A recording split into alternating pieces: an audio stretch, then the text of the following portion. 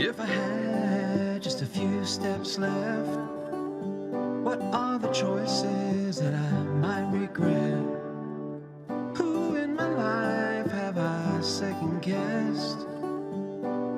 If I had just a few steps left, if I had one more chance, I would reach out and hold your hand, request your love in this beautiful dance. If I had just one more chance, nothing's gonna stop the... Hey everyone, this is Keith Carey here in Dallas, Texas, and I've got some really exciting news to share with you here today. As many of you may know, and some of you may not know, since I moved here 3 years ago, Mona and I moved here 3 years ago, I started painting. And I got really into painting, and we got a studio, and then I started a music studio, and then I also added a photography studio to part of that. And we've done really well. We've been very excited about the progress of the studio, some of the art pieces that we've shown, some of the commissions that we've had over the last couple of years have been amazing. Thank you for everybody that's ever purchased anything from us. We have a little bit of sad news, but it's actually very exciting news. The sad news is we're shutting down the art studio. And the reason that we're doing that is because the direction that we're moving will not allow us to continue to do the art at this time. So it may be a couple years, or many years, or maybe never again, I don't know, that we get back to doing the art again. So here's what we're doing. We are moving locations, and we just don't have room for the art setup. But what we do have is we have paintings that I've done over the last couple of years that have been hanging around here, the David Bowies. Okay, I'll tell you a little bit of how this worked. This was done in January 19th of 2017. So right after we moved here, I started painting. This was one of my very first pieces. We're selling this piece. You'll want to email me or call me if you are interested in this piece. It's 2 feet by 3 feet, or as my teacher always liked to say, it's 24 by 36. Anyway, and it's done on a really nice canvas. It's acrylic, and talk to me and we'll discuss a price.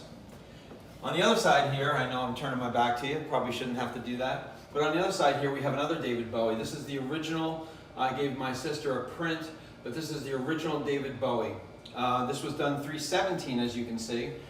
And one of my favorite pieces, actually a couple of these are two of my favorite pieces. I won't be doing these anymore. These are originals. These are, once they're gone, they're gone.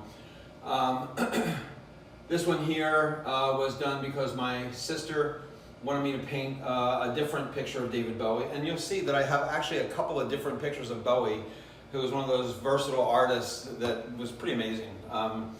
But he has all these different looks. This was one of my favorite looks. Then another friend of mine asked me if I would do this painting of Jesus Christ. And so I looked and looked. This one is, again, one of my favorite pieces. This is for sale as well. This is original. Not another piece like this anywhere in the world. And this is Passion of the Christ. This, I spent a lot of time. I spent a couple, I think probably about 2 months on this piece. One of the things I like about this is that it's not your typical Passion of the Christ picture that you saw in the movies. And also I really like the hands because it seemed like there was unfinished, like he died young. There was something that was unfinished about his life. And so I like the details in here. The beard is, you know, I mean, it's a pretty deep picture and painting, I should say, but it's really, really a beautiful piece. So for any of you that have something like this that maybe you want in mind, this piece is for sale as well. Let's move over here. And this, you know, I really love this. You know, I asked a lot of my audience at the time if they thought I should do this in color, these two horses. And most people said leave it exactly the way it is. And I did it because I love horses, I love animals. We've always been animal lovers, Mona and I. Although we've only ever had cats, but maybe Mona's going to get me a puppy for my birthday on December 15th, for those of you who can maybe pressure her a little bit, a Labrador Retriever, a Golden Retriever, something like that, a puppy would be really cool. Or an Australian Shepherd would work, or anything from the shelter. So we have the horses here. And this is a beautiful piece. This is a 5 foot by 4 foot. And again, it's 60 inches by 48 inches. It's great canvas, very thick. If you can come around the side here, Mona, you'll see here that most of these are done on very thick canvas. Not all of them, but most of them, these two, are done on very stable, solid canvases. Let's move around to this angle here. So, one of my favorite all-time pieces. And this is obviously Christopher Reeves and Superman. Mona called me in to watch something one night on television, and she said, I just need 5 minutes of your time. I was in the middle of something, I don't even know what it was. And I was kind of, okay. And I went in and she said, watch this scene with Christopher Reeves, and was it Margot Kidder? Yeah. Where he comes in and she meets Superman for the very first time. And there, there's this tension, this sexual tension between the two of them, but it's kind of innocent at the same time. It's an amazing scene.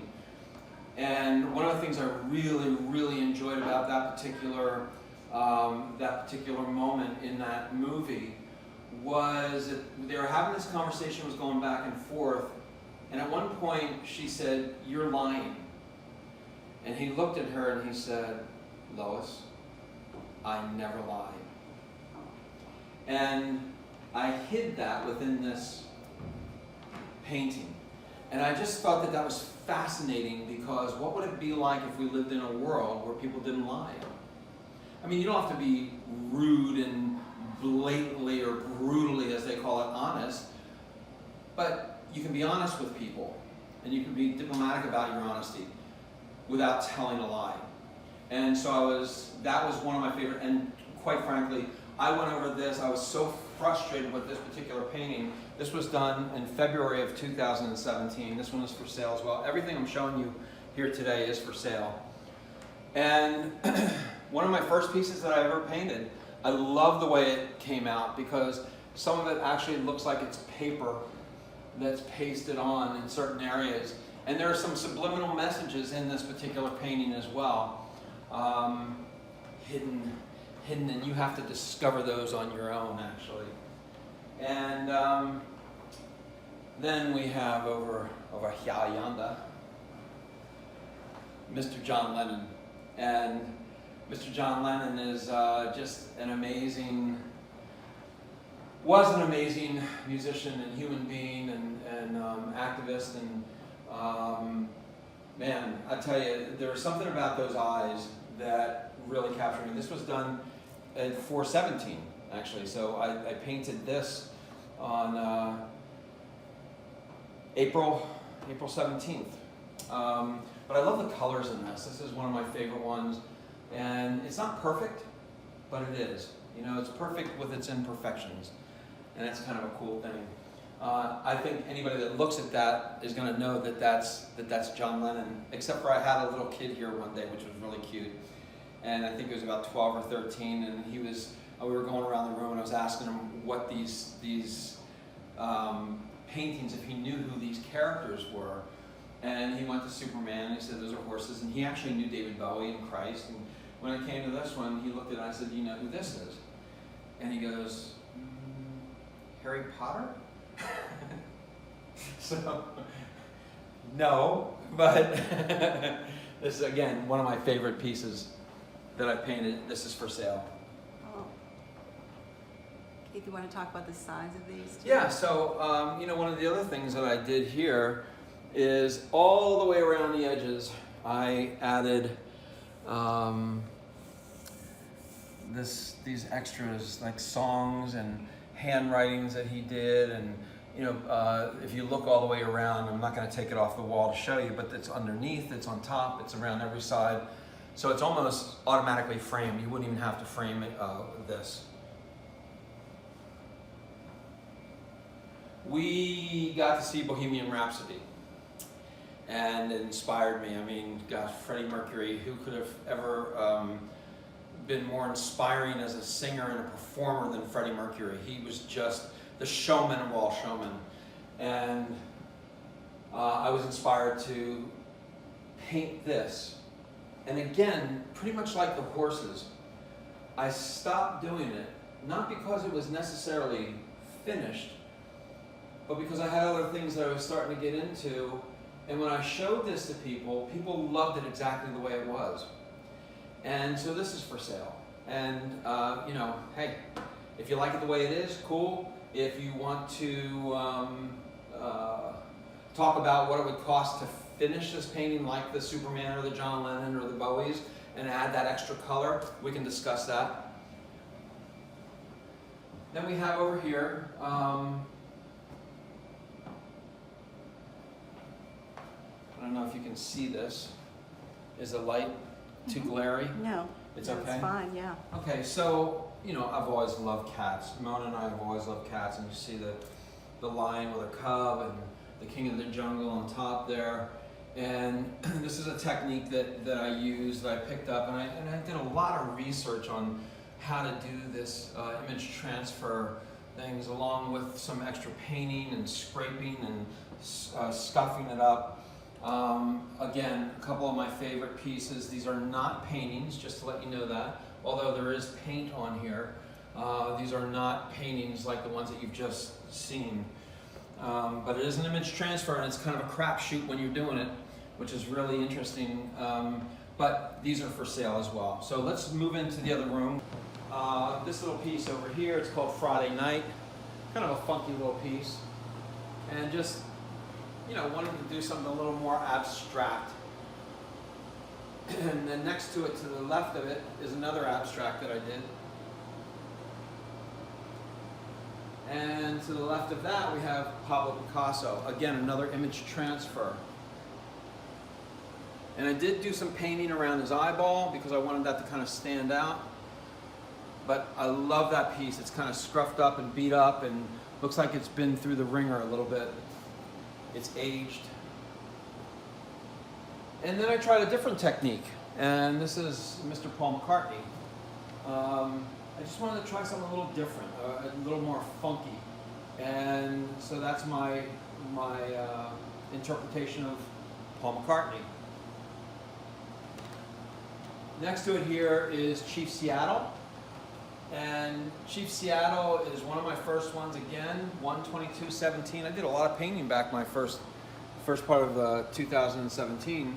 And I've actually done a lot of commissions that you won't see here, but I can show you some of those online as well. Chief Seattle, I started, my teacher, Cynthia Chartier, was showing me how to blend. And then she would tell me to put a glaze on top of it, which would seal it in and give it more depth. And I did it one day, and I was using a paintbrush. I had just finished blending, and everything looked exactly the way I wanted it to look. And I glazed it, but I painted it too many times. And what happened was the paint started to pull up the acrylic, and it left these big streaks everywhere on this image, on this painting. And I was devastated. And again, it was one of those moments where I was really frustrated. I wanted to just throw it out. But Cynthia taught me that you don't throw these things away, you just paint over them. She goes, you get to start over again. Or you can turn it upside down, or you can turn it sideways and do a whole new picture over top of that. So that's what I ended up doing, is I went back in and I touched up the areas that I really wanted to touch up. And I left some of these streaks because I feel like, you know, what's happened to the American Indian in our country here is pretty sad. And I think that if you look at this closely enough, you can see that it's left some marks, obviously. But also, it looks like there's kind of like a little scene, and I don't know whether I did that deliberately or came out, but when I looked at it after I was finished, up in this area here, it looks like kind of like a village burning, or, you know, a forest fire of some sort with a sunset, if you look at this like that. But anyway, I liked the blending that I was starting to get involved with here. And then I love splashing paint on things that I'm finished working on. And let's go to this right here. This is, again, one of those unfinished ones. But some people like it exactly the way it is. This is my version of Marilyn. If you actually put your hand over top of one side of her face, you can see that, and I don't know if that's blocking it out or not, but you can see the one side is softer, prettier, and then if you look at the other side here, let me see if I can get something to cover that up with. Hang on.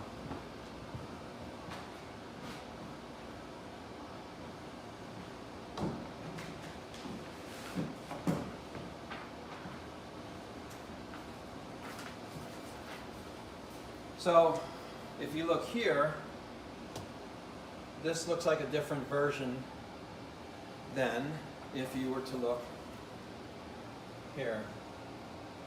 That looks like a corpse.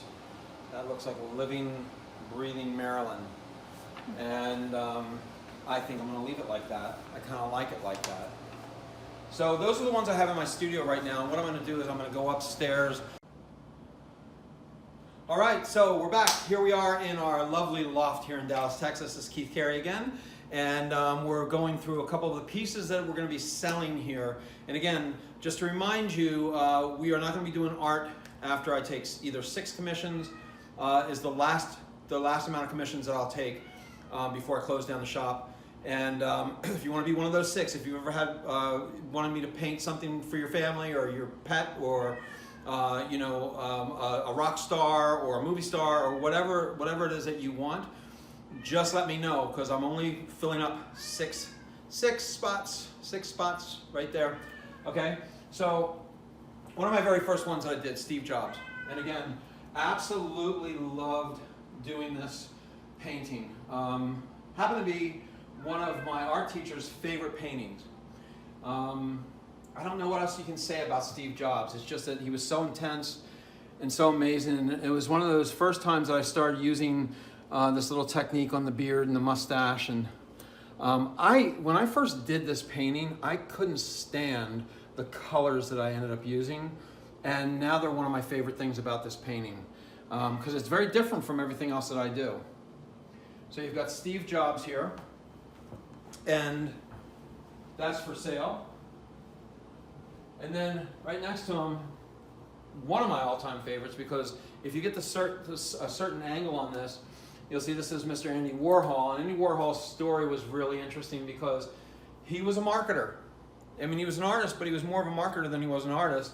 And Steve Jobs over here was more of an artist than he was a marketer. So you have a really interesting combination for any of those of you who would like both of these. And again, 4 feet by 5 feet. Andy Warhol's story, went to New York.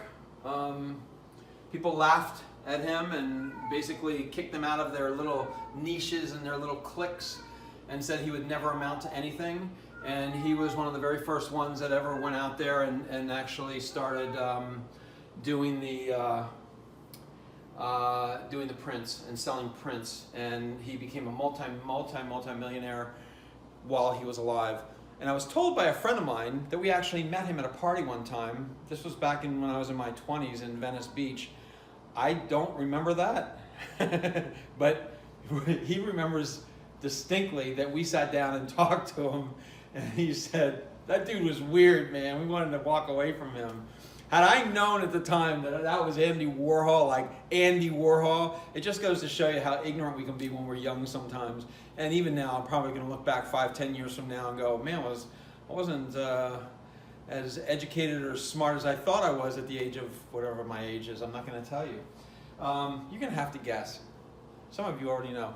But anyway, Andy Warhol, again, one of my favorites. Did you get to show the gold? Can you see that from an angle? If you walk over to the side there, Mona, I think you can probably catch some of the gold. Do you see it? Yes. How it shines? For sale. Okay, we're going to be back in a second. One. Here we are in our dining room. So, everybody knows Charlie Chaplin, and Louise Brooks was one of his contemporaries, and I'll show you her in a second, or Mona will show you her in a second. But Charlie Chaplin, this is, as far as color schemes go, absolutely one of my all-time favorites. I mean, I love this piece. And this was done on 11/17, it looks like, so November of 2017. And if you want to get a nice shot of that, yeah. I mean, look at those eyes. And I actually had to do a lot of research and find out what color his eyes are, because all they had was black and white pictures of him back in the day. So Charlie Chaplin, for those of you who have a viewing room or a movie room or something along that line, or who are movie buffs, Charlie Chaplin is for you. And again, it's done on this very thick canvas here. All these are acrylics, by the way. I think I mentioned that earlier. Now you have Louise Brooks. And Louise Brooks was a wild woman. And I know I'm saying this about a lot of my paintings, but I started this technique and I just kind of made this up as I was going along. And I absolutely love the technique that came out with around the eyes and the shadowing and in here. And then I actually did a little bit of texturing in the background with a stencil, and then beat it up on the right-hand side there somewhat. And if you take a step back, Mona, you can see that it blends really nicely. And I took, again, I like to take the paintbrush and I just slap it. You know, I just throw paint at it.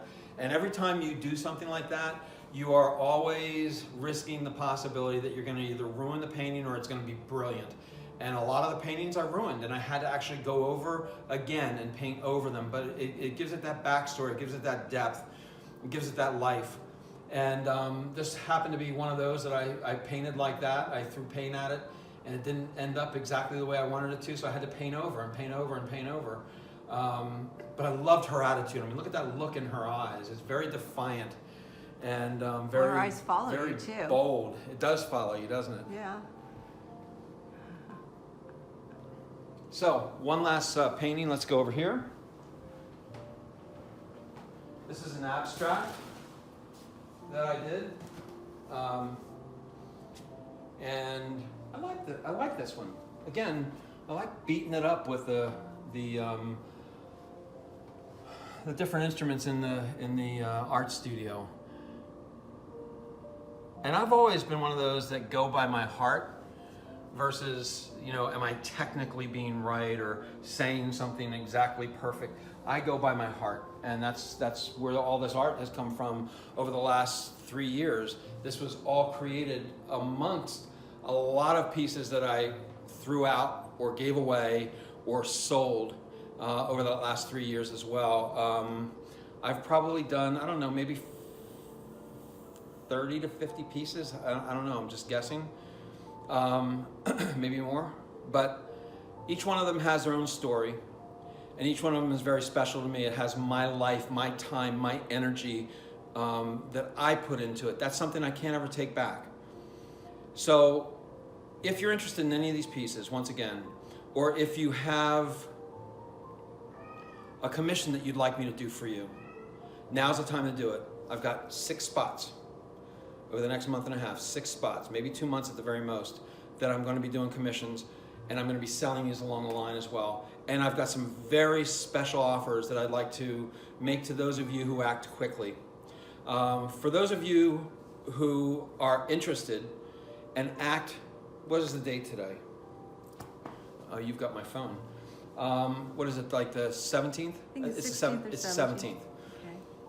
So for those of you who act within the next week, by the 25th, okay? If you act and make an order by the 25th, what I'm gonna do is I'll throw in a t-shirt with the image, the painting on there. And I will also do a set of coffee cups. And I will do a tote bag. And if it's over $2,000, then I'll go ahead and for one of the larger paintings, let's say over $4,000, okay? Because a lot goes into this. So over $4,000, I'll go ahead and throw in everything that I just talked about right there, plus I'll do an iPhone cover, and I'll give you the before and afters of all the paintings that I've done. In other words, me doing it along the way. I think I have most of them. I can't promise you that I have all of them.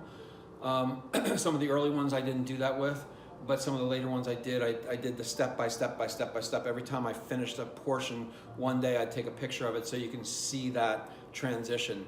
And anyway, there you have it. 6 commissions available over the next month and a half. You've got till 25th to make a decision if you want all those extras.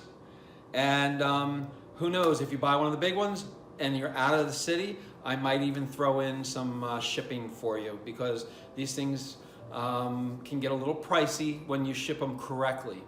Okay? So with that, I'm going to say goodbye. If you want to contact me, go ahead and put a message in wherever you see this video, or go ahead and call me at 818-339-4388. That's 818-339-4388.